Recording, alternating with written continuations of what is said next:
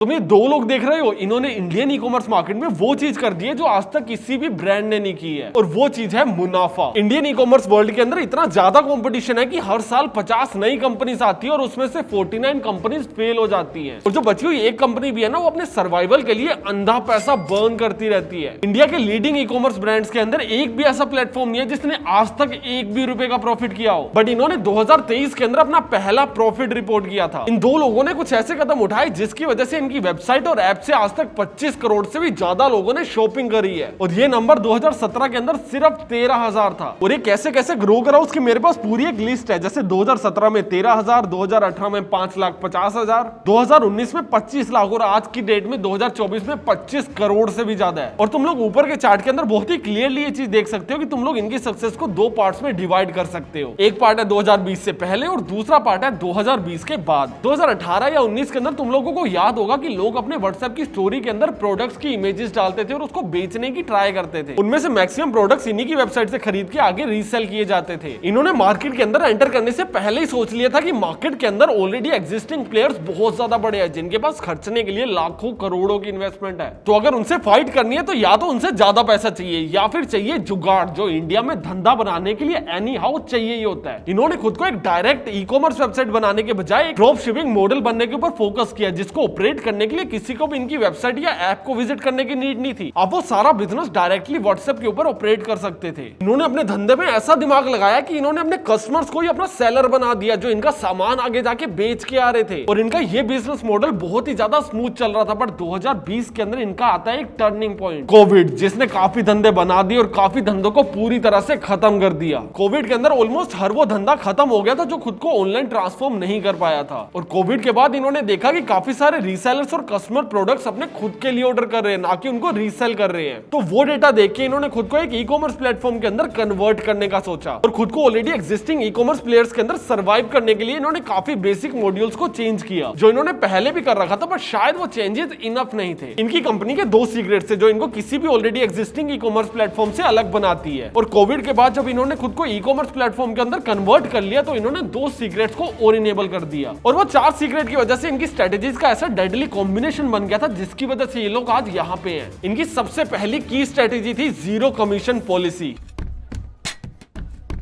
Zero commission policy के अंदर मीशो अपने सेलर से एक भी पैसा चार्ज नहीं करता एज अ प्लेटफॉर्म फीस। इनका जीरो कमीशन स्ट्रेटेजी मीशो का one of the best feature है, जिसके अंदर ये किसी भी सेलर से एक भी पैसा as a platform fees charge नहीं करते हैं। अभी इस चीज को थोड़ा सा अच्छे से एक्सप्लेन करता हूं। जब भी आप लोग किसी भी बड़े ई कॉमर्स प्लेटफॉर्म या फिर मार्केट प्लेस से कोई भी सामान खरीदते हो तो वो सामान को खुद बना के या स्टोर करके आपको बेचते नहीं है, बल्कि उस सामान को बेचने के लिए हम जैसे लोग उनके प्लेटफॉर्म के ऊपर रजिस्टर करते हैं। उस मार्केट प्लेस प्लेटफॉर्म का ये काम है कि उसको वो सेलर्स लेके आने जो वो सामान बेचना चाहते हैं और वो बायर्स लेके आने जो सामान को खरीदना चाहते हैं, और ये बीच में as a mediator role play करते हैं। And mostly e commerce platform like Flipkart या अमेज़न अपने सेलर्स को 20 से 30% तक का कमीशन चार्ज करते हैं, जो एट द एंड हमारे जैसा सेलर अपनी जेब से तो देता नहीं है, वो बायर को ट्रांसफर कर देता है। तब ये बात बोलते हैं ना कि ऑनलाइन कुछ चीजें महंगी मिलती है, वो मोस्टली प्लेटफॉर्म फीस की वजह से ही महंगी होती है। तो मीशो वालों ने क्या किया कि इन्होंने इंडियन ई कॉमर्स मार्केट को समझा और ये चीज फील करी कि इंडिया एक प्राइस सेंसिटिव मार्केट है और प्राइस सेंसिटिव मार्केट के अंदर सस्ता सामान ज्यादा बिकता होता है। तो इन्होंने जो 20 से 30% तक का कमीशन लगता होता था बाकी प्लेटफॉर्म्स के ऊपर, उसको अपने प्लेटफॉर्म पे जीरो कर दिया। तभी आप लोगों ने काफी बार नोटिस किया होगा कि जो सामान बाकी ई कॉमर्स प्लेटफॉर्म के ऊपर महंगा मिल रहा है वो मीशो के ऊपर सस्ता मिल रहा होता है, और वो भी कोई 10-5 रुपए नहीं, 20 से 30% तक सस्ता मिल रहा होता है। और सिर्फ इसी रीजन की वजह से इनके 85% रिपीट कस्टमर्स हैं। और इसका एकदम लाइव एग्जांपल हमारे सामने ही है। ये वाला प्रोडक्ट मैंने मीशो से ऑर्डर किया और ये सेम प्रोडक्ट मैंने किसी और वेबसाइट से ऑर्डर किया जिसका हम नाम नहीं बताएंगे क्योंकि हम किसी को डिमीन नहीं करना चाहते, बट जो भी इन दोनों की साइड से प्रोडक्ट्स आए हैं वो एकदम सेम है। इवन इनको बेचने वाले भी सेम है, बट फिर भी इन दोनों की वेबसाइट के ऊपर प्राइस के अंदर बहुत ज्यादा डिफरेंस है। अभी तुम में से काफी लोग ये सोच रहे होंगे कि भाई अगर ये लोग कमीशन चार्ज नहीं कर रहे तो ये लोग कमा कैसे रहे हैं, और उस चीज के बारे में मैं तुम्हें थोड़े टाइम में बताऊंगा। बट उससे पहले हम मूव करते हैं इनकी सेकंड स्ट्रेटेजी के ऊपर, support local and non GST sellers.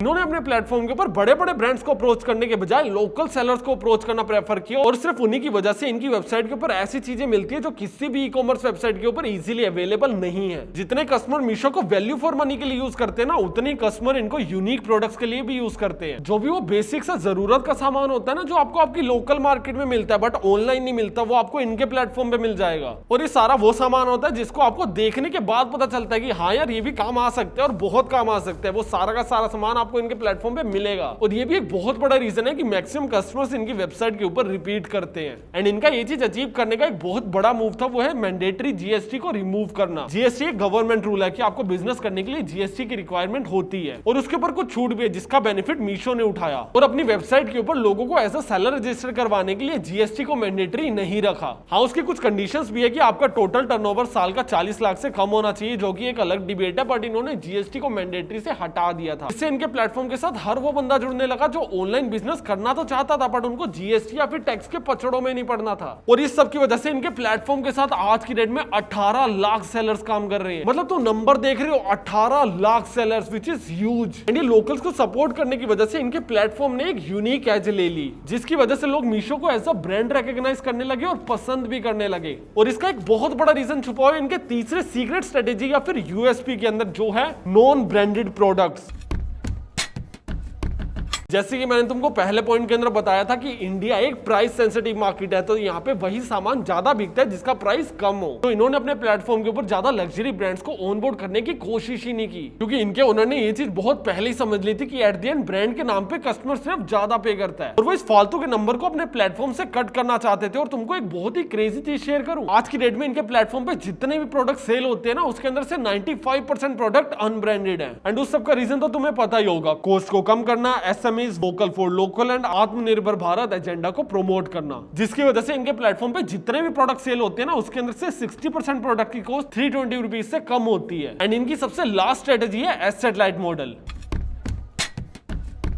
इन्होंने अपने धंधे के अंदर तुम लोगों के लिए जीरो कमीशन पॉलिसी तो रख दी, पर अगर टेक्निकली देखी जाए तो वो मीशो के लिए घाटा ही है। एंड क्योंकि इन्होंने जीरो कमीशन ऐड करके अपने ई कॉमर्स बिजनेस के अंदर एक बहुत ही बड़े रेवेन्यू को जाने दिया, जिसकी वजह से इनका एक मेजर रेवेन्यू सोर्स कम हो गया, तो इनको एक लाइबिलिटी सोर्स भी कम करना होगा। तो उसके लिए इन्होंने डिलीवरी को थर्ड पार्टी वेंडर्स के ऊपर रिडायरेक्ट कर दिया। मतलब आप लोग जब भी किसी भी ई कॉमर्स प्लेटफॉर्म से कोई भी सामान ऑर्डर करते हो, तो वो जो शिपिंग करी जाती है वो उनके खुद की इन हाउस टीम से करी जाती है और उस डिलीवरी टीम को संभालने के लिए बहुत सारा पैसा इन्वेस्ट किया जाता है। तो इन्होंने अपने धंधे को एनालाइज किया कि इन हाउस डिलीवरी टीम को रखना इनके लिए लॉन्ग टर्म में लॉस मेकिंग हो सकता है। तो इन्होंने अपनी सारी की सारी शिपिंग और डिलीवरीज को डिलीवरी या फिर डीटीटीसी जैसी कंपनीज को रिडायरेक्ट कर दी, जिससे एट द एंड आपको कोई भी फर्क नहीं पड़ने वाला। बस इनके पास एक वेंचर कम हो गया जो इनको लॉन्ग टर्म में लॉस करवाने वाला था। और ये भी एक बहुत बड़ा रीजन है कि बड़े बड़े मार्केट प्लेयर सेलर से इतना ज्यादा कमीशन चार्ज करते हैं, उसके बाद भी आज तक 1 रुपया भी नहीं कमा पाए। और ये लोग आज की रेट में भी प्रॉफिटेबल है। अभी अगर हम लोग प्रॉफिट की इतनी बात कर ही रहे हैं, तो ये लोग पैसा कैसे कमाते हैं तुमको ये भी बता देता हूँ। देखो, वैसे तो इनके पैसे कमाने के काफी तरीके हो सकते हैं, बट जो इनका मेन सोर्स ऑफ रेवेन्यू है वो है इनका एड्स। सोचो, आप लोग मीशो के ऊपर एक सेलर बन चुके हो और आपके साथ साथ 18 लाख और सेलर सेम प्लेटफॉर्म के ऊपर है, और आप लोग सेल करते हो टी शर्ट, और उसी सेम प्लेटफॉर्म के ऊपर 20,000 सेलर्स और भी है जो टी शर्ट सेल करते हैं। तो एज अ कंज्यूमर मैंने मीशो विजिट किया और मैंने सर्च किया कि टी शर्ट फॉर मैन, तो मेरे को किसकी टी शर्ट रैंक होती हुई दिखेगी। वैसे तो मोस्टली ये रैंकिंग एल्गोरिथम के ऊपर डिपेंड करती है, जिसके अंदर वो कंसीडर करते हैं कि आपकी रेटिंग्स कितनी है, आप ऑर्डर आने के बाद प्रोडक्ट को कितने टाइम में डिस्पैच कर देते हो, आपकी प्रोडक्ट की क्वालिटी कैसी है, फिर लोगों के रिव्यूज कैसे, और भी काफी सारे फैक्टर्स होते हैं। बट मैंने तो मीशो के ऊपर कल ही रजिस्टर किया, जिसकी वजह से उनके एल्गोरिथम की नजर में मेरी क्रेडिबिलिटी बहुत ज्यादा कम है, क्योंकि उनके पास ऑलरेडी एग्जिस्टिंग ट्रस्टेड सेलर उनके प्लेटफॉर्म पे है। तो सेलर्स अपने प्रोडक्ट को ज्यादा लोगों को दिखाने के लिए मीशो को पैसे देते हैं, जिससे उनके प्रोडक्ट की विजिबिलिटी बढ़ जाए। आपने जब भी मीशो चलाया होगा तो आपने देखा होगा कि कुछ कुछ प्रोडक्ट्स के ऊपर एड या फिर स्पॉन्सर्ड लिखा होता है, और ये एडस्पेंड सिर्फ मीशो के ऊपर नहीं होता, अमेज़न और फ्लिपकार्ट और बाकी ई कॉमर्स प्लेटफॉर्म्स के ऊपर भी होता है, बट साथ में वो आप लोगों से कमीशन भी चार्ज करते हैं। 4 स्ट्रेटेजीज के अलावा इस प्रॉफिटेबल धंधे को बनाने के लिए 2 और चीजें लगी है, जिसमें से एक है हार्डवर्क और दूसरा है बहुत सारा पैसा।